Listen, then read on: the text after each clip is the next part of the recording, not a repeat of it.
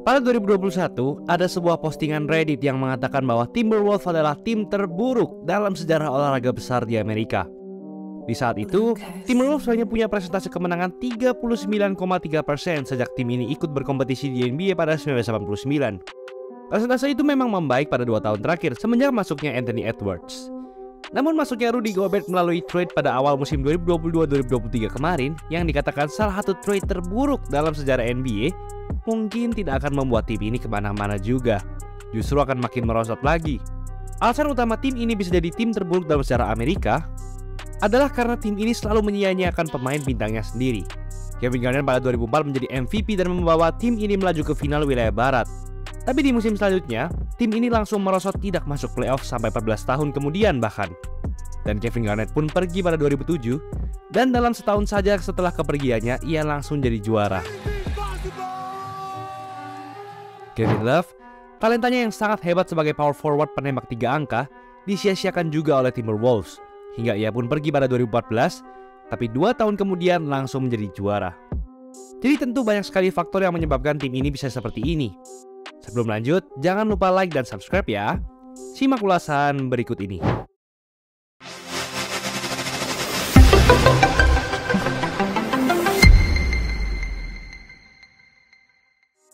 Gue gak akan bahas Timberwolves era Kevin Garnett karena itu sudah beda era dan terlalu lama. Gue akan mulai di tahun 2014. Di tahun ini, Timberwolves melakukan trade besar di mana mereka mengeluarkan Kevin Love, superstar mereka dalam beberapa tahun terakhir. Hal itu karena mereka memutuskan untuk rebuild, karena tim ini tidak kemana-mana bersama Love dan Rubio. Bisa dibilang ini adalah pertama kalinya sejak Kevin Garnett, lagi-lagi Timberwolves menyia-nyiakan superstarnya. Mereka mendapatkan Andrew Wiggins, seorang pemain kampus yang sangat hebat. Ditambah lagi pada tahun yang sama, mereka mendapatkan Zach LaVine di urutan ke-13. Dan benar saja, Wiggins serta LaVine bermain sangat hebat di musim pertamanya. Wiggins menjadi Rookie of the Year dan masuk All-NBA Rookie First Team, sedangkan LaVine masuk All-NBA Rookie Second Team. Di titik ini, sepertinya Wolves telah melakukan langkah yang tepat. Meskipun sebenarnya ini win-win trade karena Cavaliers pun juga akhirnya juara karena Kevin Love.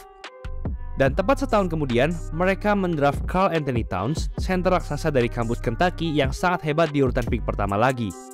Towns pun juga bermain sangat hebat dan menjadi Rookie of the Year. Semua orang pun menganggap bahwa Wolves telah membangkitkan timnya, di mana mereka punya 3 bintang muda terhebat di NBA dalam satu tim. 3 pemain ini meningkatkan rataan statistiknya dari musim ke musim. Meskipun Timberwolves masih tetap tim yang buruk, tapi tinggal menunggu waktu saja.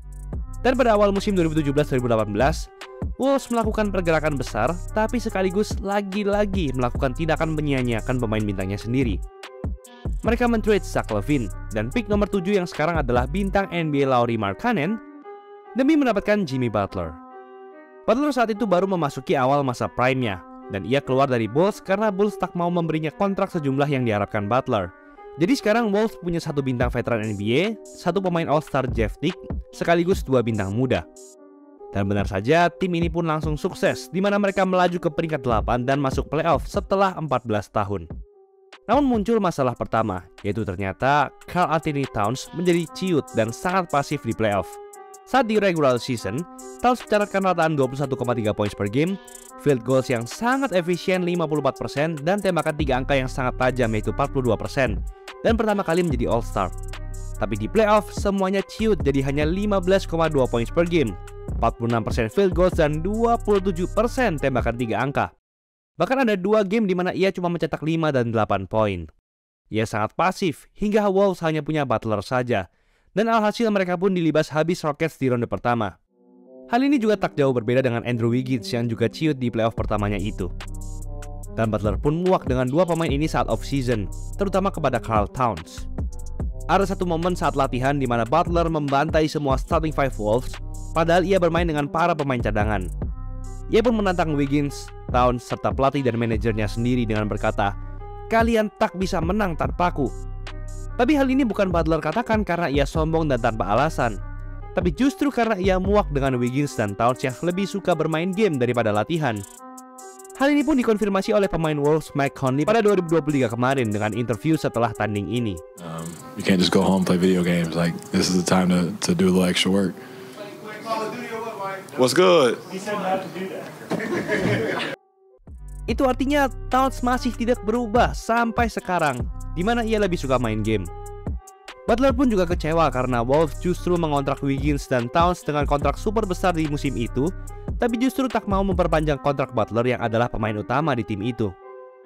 Alhasil, Butler pun keluar dan ia pindah ke Sixers dan sekarang jadi legenda Miami Heat. Dan ternyata, Wolves telah membuat kesalahan besar lagi.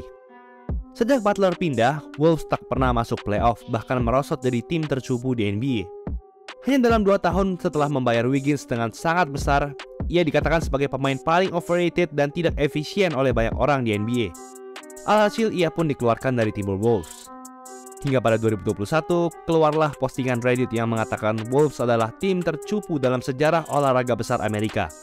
Tak hanya di NBA, tapi juga baseball, football, sepak bola, dan hoki. Dan Zach LaVine yang mereka buang pada 2017 justru sekarang menjadi 2 kali All-Star bersama Bulls.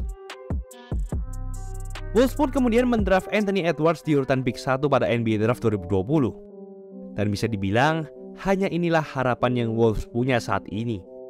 Hanya dalam 2 tahun, Edwards langsung membawa Wolves kembali lagi ke playoff pada 2022 dan membuktikan bahwa ialah pemain utama Timberwolves, melebihi Karl Towns.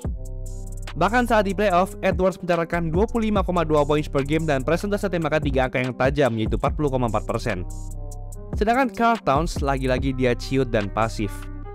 Mungkin kalau kalian melihat statistiknya, sebenarnya ia sangat efisien dengan 21,8 poin per game, 49% field goals dan 45% tembakan 3 angka. Tapi ia jarang menembak. Bahkan ia sempat hanya menembak 7 kali dan 4 kali saja saat game 2 dan game 3 melawan Grizzlies. Mana ada bintang utama tim yang cuma nembak 4 kali saja saat tanding. Towns seperti sudah menyerah duluan ketika ia di double team. Di sisi lain, Andrew Wiggins yang dibuang oleh Wolves pada 2020 justru menjadi starting 5 All-Star dan juara NBA pada 2022. Di sini kalian melihat pola dan bukti bahwa Wolves punya manajemen yang buruk dan memang suka menyanyiakan bintangnya. Ketika mereka membuang bintangnya, tak lama bintang tersebut jadi juara atau jadi pemain yang hebat. Jadi bukan pemainnya yang menjadi masalah, tapi timnya itu sendiri. Pada off-season 2022 kemarin, tim ini menyewa Tim Connelly, mantan presiden dari Denver Nuggets. Pria ini sudah mendraft 3 bintang yang membuat Nuggets sukses di beberapa tahun terakhir. Salah satunya back-to-back MVP Nikola Jokic. Namun yang dilakukan Tim Connelly justru sangat konyol. Ia men-trade 9 pemain Wolves demi 1 pemain saja, yaitu Rudy Gobert.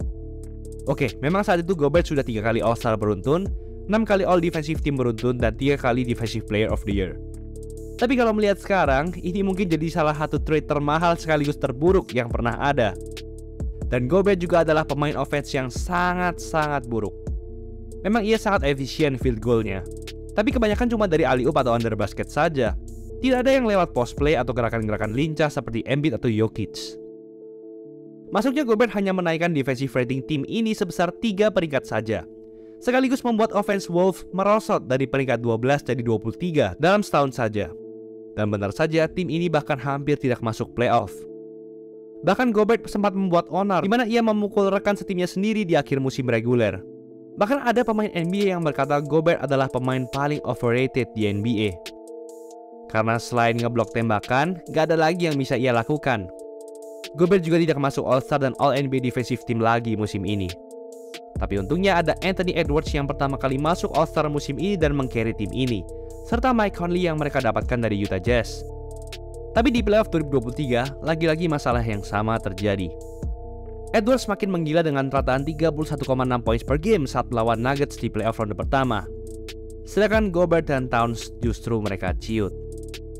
Towns 2 kali foul out di seri ini. Bahkan di game 1 dan 2 ia cuma mencetak 11 dan 10 poin serta turnover yang sangat banyak.